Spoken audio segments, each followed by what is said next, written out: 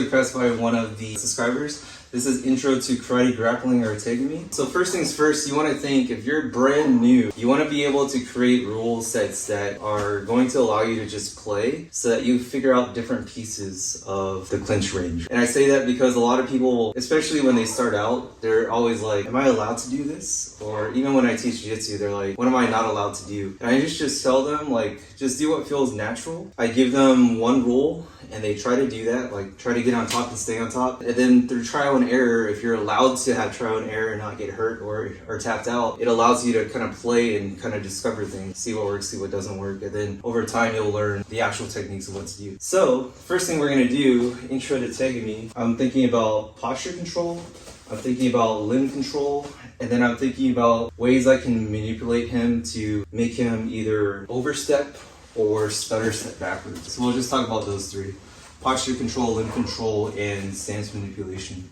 And then we'll just move on to some other stuff in a future video. If you're here and you just start with your hands wherever you want, my goal is to try to break down his posture somehow. So I can do that in a couple ways. Easiest way is if you tell someone to do that, they're gonna grab behind their head and start pulling down. And this is perfectly valid, right? So if I do that, Nick, you're gonna give me like an organic reaction to this. What are you gonna do? Perfect. So I did this. He swam underneath and framed up to create space and regain his posture. If you guys play like this, and that was an unscripted response by him, you could say, hey, you did that over again. That's repeatable. Can we turn that into its own drill, right? So if I'm here, he does it to me. I'm like, all right, what did he do? Arm underneath, frame, and create space. And then if that's all you're doing for that day, that's great, right? So if we add movement to it, let's say, just wait until I grab behind your neck, but now we're just moving back and forth. Notice how I'm not like too fixated on the right stance. I'm not too fixated on using a kata-based movement or anything like that. I just have one directive, and that's pulling his head down. His directive here is frame and posture back up, right? So now if you think, all right, I'm pulling his head down and he gave me that response. What if I pull his head to the side or pull his head to the other side or push his head back, right? So I'm gonna let you play organically. I'm just gonna manipulate your posture a little bit. And this is just like head movement manipulation.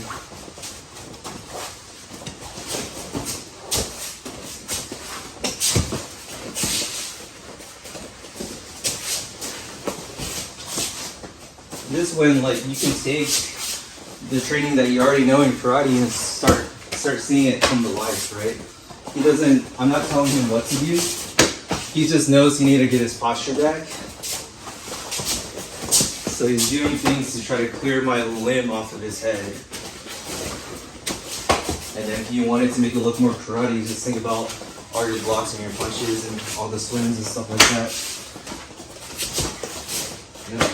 And there, that was like an interception, right? So preemptively, he did something because he knew my goal is to break his posture. He's not going to let that happen.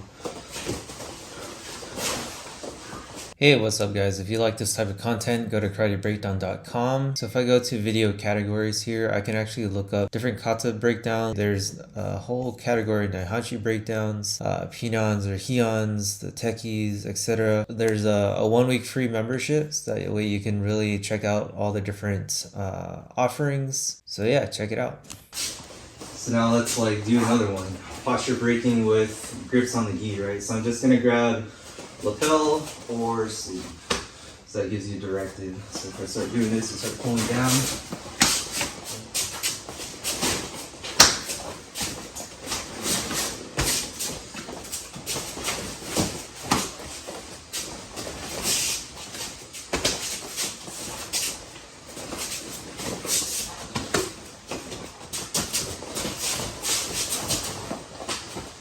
Now we'll just combine the two. So you have 4 things to think about: lapel grips, 2 sleeve grips, and a head grip. And then I'm gonna make it a little more obvious that I'm gonna just try to pull your posture down.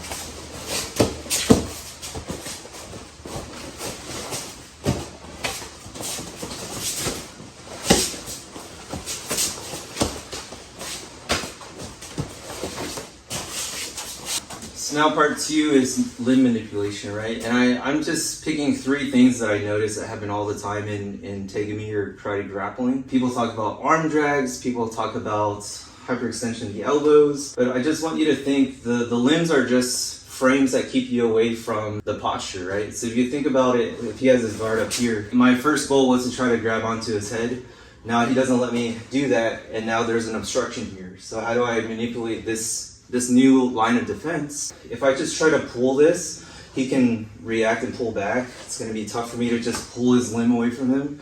So I always fixate on the elbows and also the wrist itself, right? If I'm just trying to pull the forearm, it doesn't work. But if I start manipulating the wrist, it might give me something to do, and it also messes with posture. But that's why I kind of, me personally, I don't really bother about pulling this as much to try to get a reaction. I start fixating on the elbows and start pulling those in. So specifically, there's a couple things you can do. We've talked about this before. Open elbow versus closed elbow. If he has a solid frame here, don't let me push this, good. Naturally, his body's gonna create these structures that keep me away, right? Yeah, perfect. So that means if I disconnect his elbow from his torso, he's weak in this motion. So if I start doing this and try to push me away, it's gonna be tough for him to do that. So 1, disconnect the elbow, flare the elbow out, and then 2, the exact opposite, right? If I start pushing the elbow in, I try to push, like there's no way he's going to be able to push. So that's 2 easy directives for me when we're in this clench here. Either start flying the elbow out and then move on to your posture breaking drill, or start pushing the elbow in and then moving on to your posture breaking drill. Right? You notice how my hands are constantly trying to grow into him. And what I mean by that is my hands just constantly moving forward trying to break his posture. Whatever comes in the way, I'm going to get that out of the way, and then I'm going to start snaking myself to that posture, right? So it's like he's constantly feeling that forward pressure, so he's constantly being reactive, which doesn't allow him to work his offense, right? And you kind of feel that with me, right? I'm always just like in. There's no break. It's like constant like attack, basically. And the only time I go back is to just redirect and go around. So for here, there's that constant motion. Naturally, you start seeing me start pushing in on the elbow here. We can keep moving around. Look, this is flying the elbow out. Going through. Pushing the elbow in, pushing the elbow in, pull the elbow out. Redirection.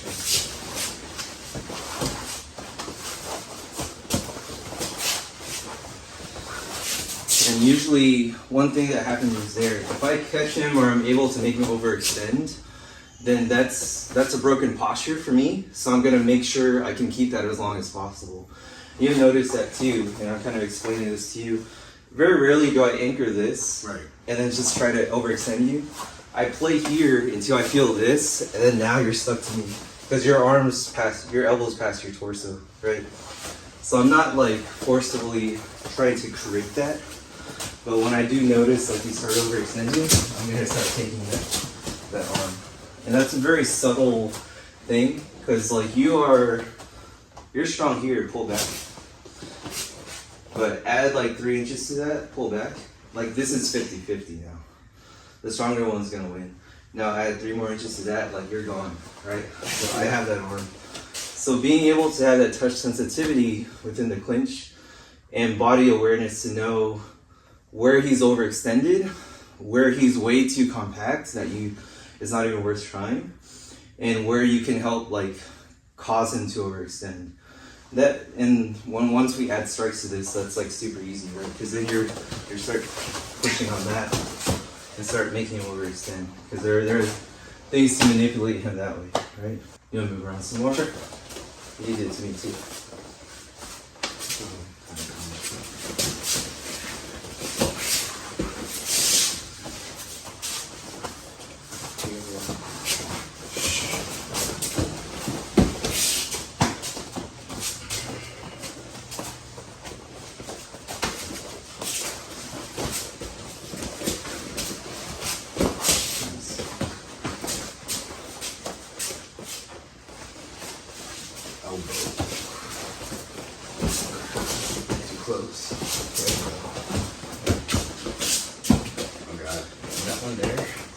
shoulder into this. Yeah. That way it's your whole body. Yep. There's no way I could bicep curl that.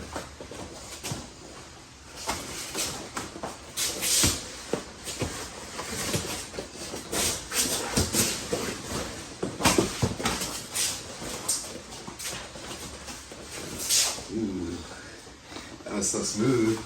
You just like straight up went like that. That was cool. The round block. Yeah. So easy. That feels like a good counter to this. If someone just does this, right? You just went what? This and go this way or that way? Thumb out. That's your wrist lock. Take that. This way? Yeah. Interesting.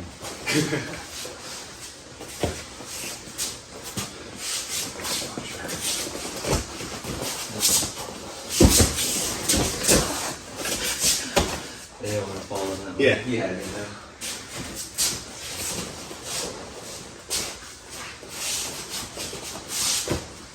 Push. Go first. Get rid of this. Alright guys, part 3 of this video is going to be about stance manipulation. So what I mean by that is you're going to take everything you know, or everything that we just did, moving the arm, moving the head, and all that stuff, and the goal is to get them off balance. So either get them overextended one direction or kind of like stutter stepping backwards. And once you're able to get them off balance, that's when you capitalize and do your takedown. If I try to take him down here and he's solid and his posture's not broken, this is going to be a hard fight. There's no way for me to do that, right? Now, if I go to the next level, I start breaking down his limbs and I start doing his posture. I could try to start taking him down here, but his feet are still underneath him, so this is still another fight. You're going to notice you're going to run into a brick wall, right? Because he's going to be able to resist that. So, level 3, the next thing on the list is how do I get him to start overextending his stance, or bring his feet too close together, or lean back, right? So you can do that by occupying the space, that's one. Or you can continue, as you break his posture down, you continue pulling in that direction. And then after that is the takedown, right? So occupying the space is pretty straightforward. I get to here, I do that. Once his posture is a little broken, I'm gonna step where his feet are at. And I'm going to occupy where his space is at, right? So I'm gonna be where his body is at. Because you wanna think, not only is it a physical game, it's a mental game. If he's worried about regaining his balance, he's not even going to be able to react to a throw attempt. But if all he sees is like a throw attempt from a mile away, he's going to be able to just counter that immediately. I always think here, get around the elbows, the limbs, start breaking down the posture.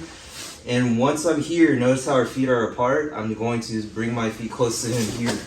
And now look, he has to address this or he's gonna fall over, right? That's going on the inside. We could do the same thing, go on the outside. If I did this, did all that, and I start going on the outside of here, this is where your typical looking judo throws, your osotogaris come into play, right? So we're doing a judo-esque type of drill without standardized grip game. It's a little more fluid because it's here, and eventually we get throw strikes into that. But I treat this more like grappling or sambo or submission wrestling, where the grip game isn't such a big deal. It's a little more combative, but ideally the idea of it all is still the same. I'm still trying to manipulate his center, trying to take up his space. So when inside, outside, and the next thing we can do is just try to manipulate the head until he falls backwards, right? And I usually do that when I start going around here. And I start either pushing him down, I go over the top to this guillotine type thing. And that's a way to break his posture down. Or if he overcorrects and I get around to the back here, I can start pushing on his head and taking him down that way. Those are like 2 super easy ones. Jump over the top for the guillotine, or push the head back and push the small wood back as well.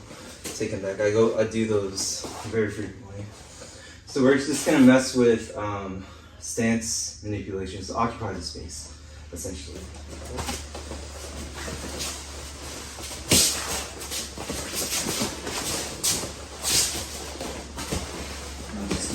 do this. You guys notice if we try to occupy the space without having the other two like locked down, the person can also kind of regain their balance too, right? Then it becomes like this type of battle of like, it looks like a grappling match because we're kind of rushing the process, or we're trying to catch things off in different tempo, with different timing.